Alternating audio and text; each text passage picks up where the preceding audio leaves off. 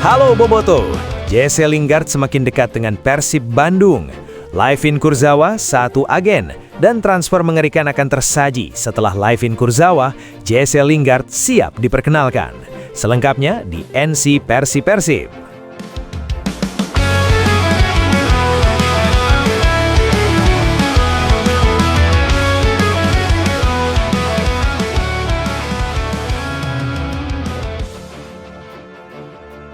Hari ini kita akan menyelami sebuah cerita panjang, sebuah narasi besar tentang Persib Bandung, tentang visi, keberanian, dan filosofi yang membuat klub ini selalu berbeda dari yang lain.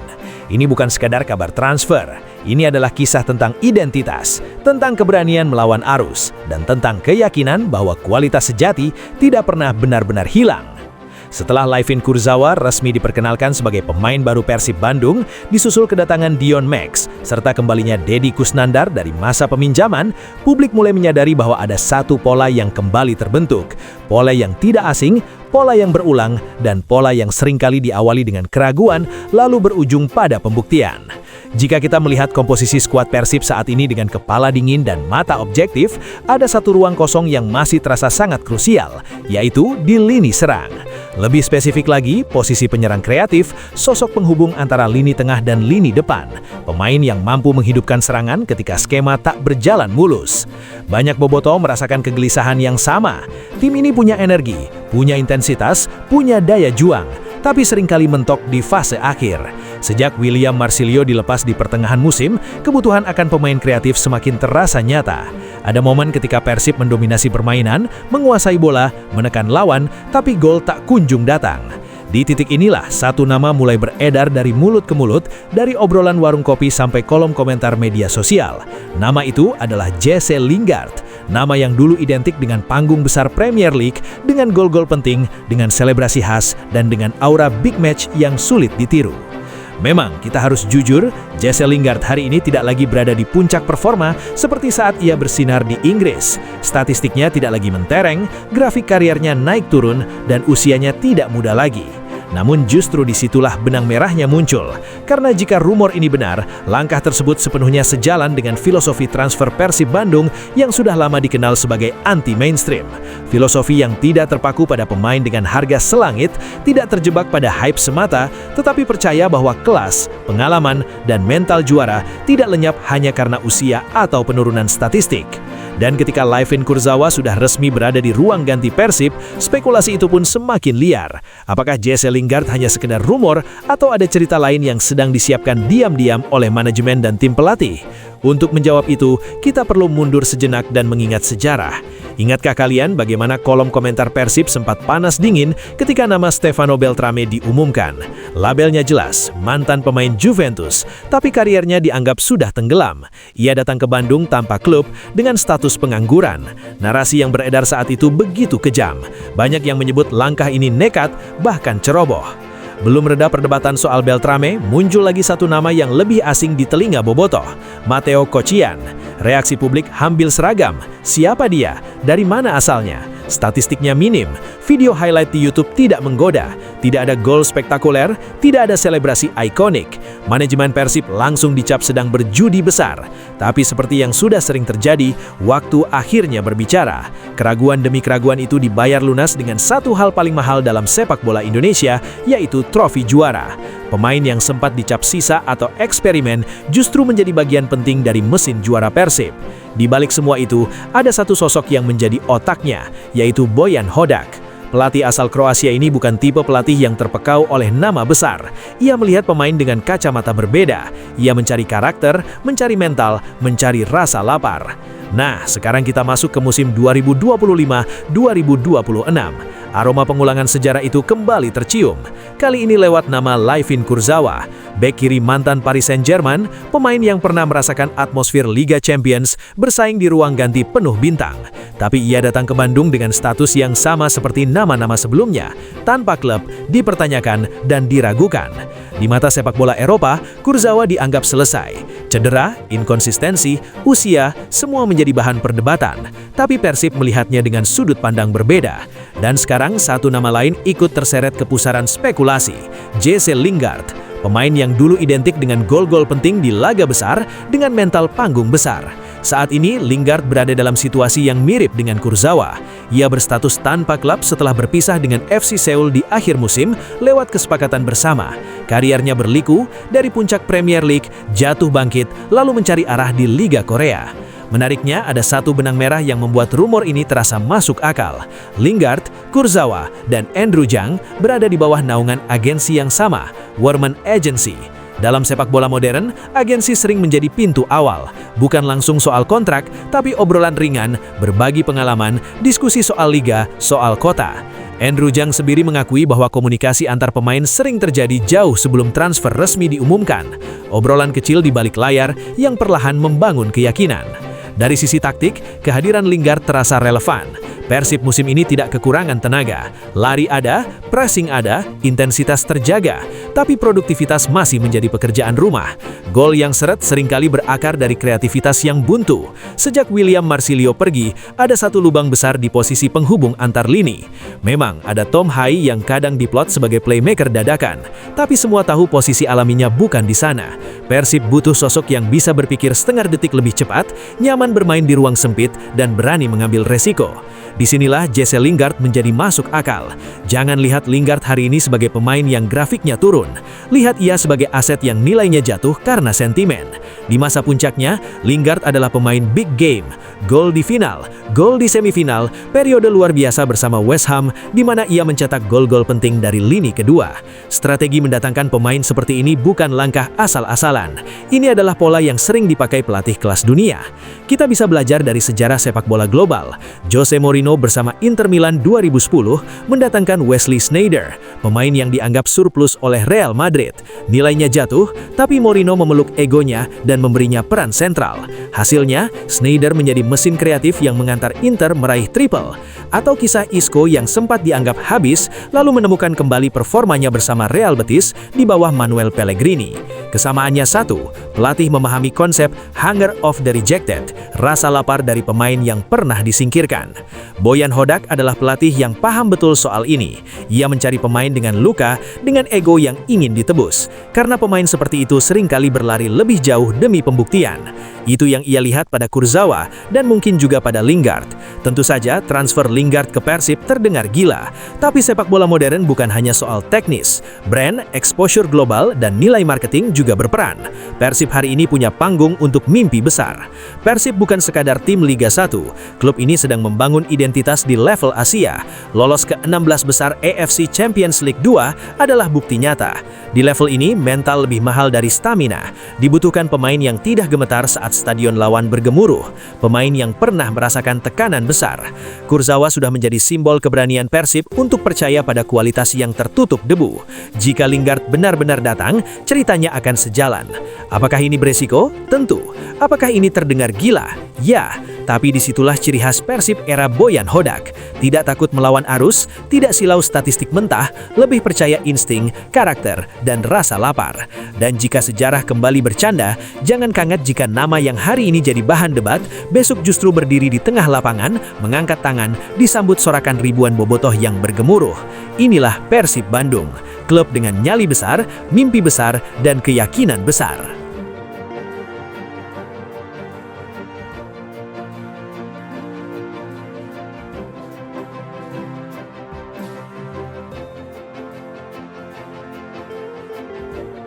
Halo, siapa? Persib Bandung hari ini layak disebut sebagai contoh nyata bagaimana sebuah klub sepak bola Indonesia mampu mengikuti perkembangan zaman dan ikut memodernisasi wajah sepak bola lokal. Di saat banyak tim Liga Indonesia masih bergulat dengan persoalan klasik seperti keterlambatan gaji, kewajiban finansial yang menumpuk, hingga manajemen yang belum stabil, Persib justru melangkah dengan ambisi yang jauh lebih luas dari sekedar urusan sepak bola. Arah pergerakannya kini menyentuh dimensi yang lebih besar, yakni industri dan bisnis olahraga. Langkah ini menandai perubahan penting dari klub kompetisi menjadi entitas bisnis olahraga modern, sebuah lompatan besar yang jarang berani diambil klub-klub di Indonesia. Ambisi Persib bahkan meluas hingga rencana melantai di bursa saham. Persib dikabarkan tengah menyiapkan langkah IPO yang berpotensi mendatangkan kucuran dana hingga ratusan miliar rupiah. Angka ini bukan sekedar nominal, tetapi cerminan dari besarnya skala visi yang sedang dibangun. Ini adalah pernyataan bahwa Persib tidak lagi hanya ingin bertahan hidup di kompetisi domestik, melainkan ingin tumbuh, berkembang, dan bersaing di level industri olahraga global. Menariknya, transformasi ini ikut diperkuat oleh kehadiran figur global seperti Levin Kurzawa. Sosok yang namanya sudah dikenal luas di Eropa ini bukan hanya berdampak di atas lapangan hijau, tetapi juga membawa exposure Persib hingga ke luar negeri, bahkan sampai ke Prancis. Media internasional mulai membicarakan Bandung, penggemar sepak bola global mulai mengetik kata Persib di mesin pencarian, dan nama klub ini perlahan masuk ke percakapan sepak bola dunia. Inilah berbagai rencana besar Persib yang kini berada di jalur membangun dinasti bisnis olahraga, sebuah model yang masih sangat jarang disentuh klub sepak bola Indonesia. Selama puluhan tahun, Maung Bandung dikenal sebagai klub rakyat dengan basis pendukung terbesar di tanah air. Nama Persib selalu lekat dengan jalanan kota Bandung, tribun stadion yang dipenuhi warna biru, serta suara bobotoh yang hidup dan bergema dari generasi ke generasi. Klub ini tumbuh bersama kota, ikut membentuk identitas sosial, budaya, bahkan dinamika politik lokal. Bagi Persib, bobotoh bukan sekedar penonton, mereka adalah energi, simbol kebanggaan dan kekuatan emosional yang membuat Persib selalu relevan di setiap era. Namun waktu terus bergerak, dan sepak bola hari ini telah berubah jauh dari sekedar pertandingan 90 menit di akhir pekan. Di era modern, sepak bola menjelma menjadi industri hiburan global bernilai miliaran dolar. Klub-klub besar dunia tidak lagi hanya berbicara tentang kemenangan, trofi, atau kejayaan di lapangan. Mereka berbicara tentang valuasi merek, exposure global, ekosistem bisnis, dan kemampuan bertahan dan tumbuh di tengah persaingan industri yang semakin keras. Dan di titik inilah Persib mulai menunjukkan kesadarannya. Klub besar harus berpikir seperti perusahaan global, harus punya visi jangka panjang, harus berani keluar dari pola lama yang selama ini membelenggu sepak bola Indonesia, dan Persib tampaknya sudah melangkah ke arah itu. Visi Persib kini telah melampaui target juara liga, tampil di Asia, atau sekedar mendatangkan pemain bintang. Ada tujuan yang jauh lebih besar, yaitu membangun merek global, menaikkan valuasi klub, memonetisasi basis penggemar yang sangat besar, membuka pasar internasional, dan menjadikan Persib sebagai entitas olahraga modern yang berkelanjutan. Dalam konteks inilah nama Levin Kurzawa muncul sebagai simbol pertama dari strategi besar tersebut. Menariknya, meskipun sejak kedatangannya menit bermain Kurzawa bersama Persib masih nol, dampaknya sudah terasa kemana-mana. Media Eropa ramai memberitakan perpindahannya ke Bandung. Penggemar internasional mulai mencari tahu tentang Persib. Nama Bandung ikut terbawa dalam percakapan global sepak bola. Bahkan muncul fenomena viral di berbagai platform media sosial yang menampilkan Persib dalam sudut pandang baru. Dalam dunia bisnis olahraga, ini dikenal sebagai brand shockwave effect, di mana satu nama besar mampu menciptakan gelombang exposure yang mengangkat nilai klub secara eksponensial.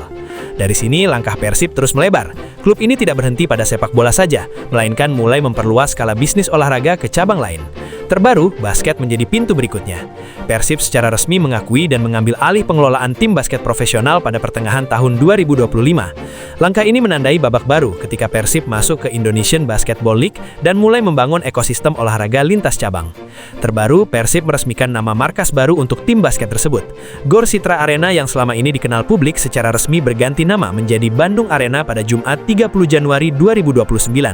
Peresmian ini bukan sekedar pergantian nama, tetapi simbol kuat bahwa Persib serius menggarap basket, bukan sekedar proyek sampingan. Bandung Arena diperkenalkan sebagai rumah baru, pusat aktivitas dan identitas segar bagi basket profesional di kota Bandung. Nama ini membawa pesan sederhana namun kuat, bahwa Bandung adalah kota olahraga dan Persib adalah salah satu penggerak utamanya. Dalam acara peresmian tersebut hadir jajaran penting PT Persib Bandung bermartabat, termasuk Deputi CEO dan Direktur Olahraga Persib, yang terlihat berdiri sejajar bersama Erick Thohir. Fakta menariknya, Erick Thohir merupakan sosok yang sebelumnya memiliki keterkaitan erat dengan Satria Muda Pertamina, klub basket yang kini berada di bawah naungan Persib. Kehadiran tokoh-tokoh ini memperlihatkan bahwa ekspansi Persib ke basket berada dalam lingkaran besar industri olahraga nasional. Ada kesinambungan, ada jejaring, dan ada visi yang sama untuk membawa olahraga Indonesia ke level yang lebih profesional. Yang membuat momen ini semakin menarik, Levin Kurzawa juga hadir dalam acara tersebut. Pemain baru Persib yang tidak ikut bertanding ke Solo untuk menghadapi Persis justru terlihat di peresmian Bandung Arena. Kehadiran Kurzawa di sana memunculkan banyak tafsir. Namun satu hal yang terasa jelas, perannya melampaui sekedar pemain sepak bola.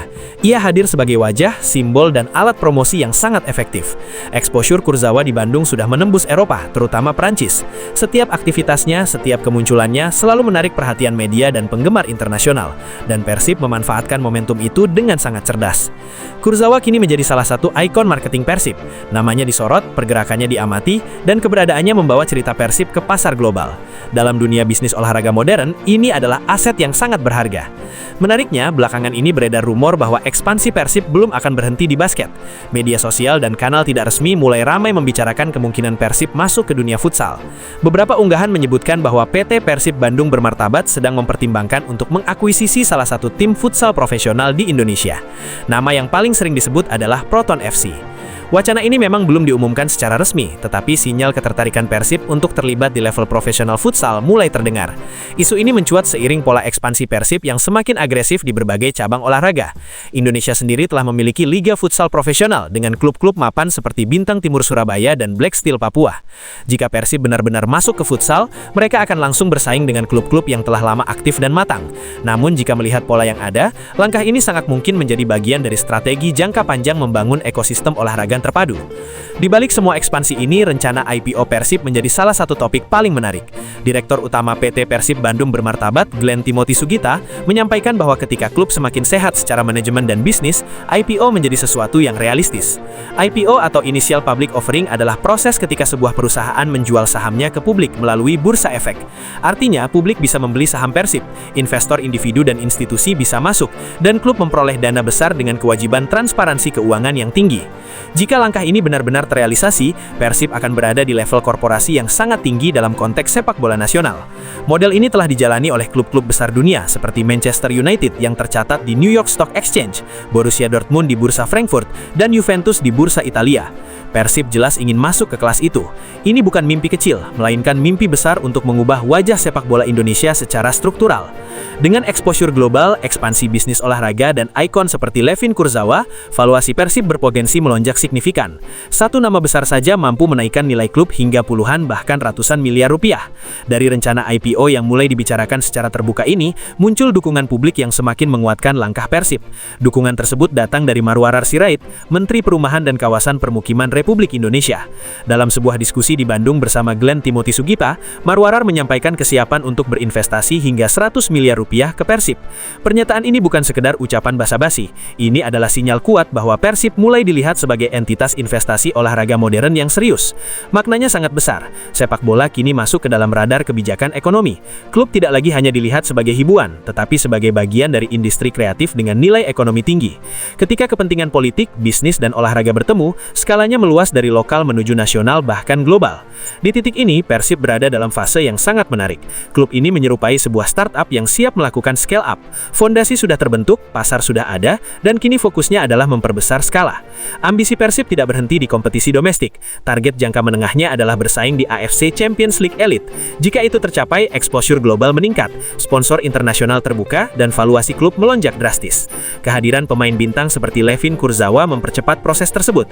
Ia menjadi magnet sekaligus pintu masuk ke pasar internasional.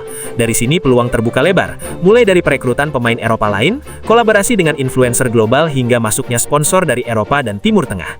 Pada akhirnya, Persib sedang bergerak menuju bentuk baru dari klub tradisional menjadi perusahaan hiburan olahraga modern. Sumber pendapatan mulai beragam, dari IPO, merchandise global, digital monetization, hingga sponsorship internasional. Dukungan investasi ratusan miliar rupiah menjadi penanda bahwa langkah Persib mulai dilihat serius, matang, dan bernilai ekonomi tinggi. Semua ini menunjukkan satu hal, Persib sedang membangun dinasti bisnis olahraga. Langkahnya pelan, terukur, dan penuh perhitungan. Dan jika semua rencana ini berjalan sesuai arah, Persib akan menjadi contoh nyata bahwa klub Indonesia mampu berpikir besar dan bermain di panggung industri global.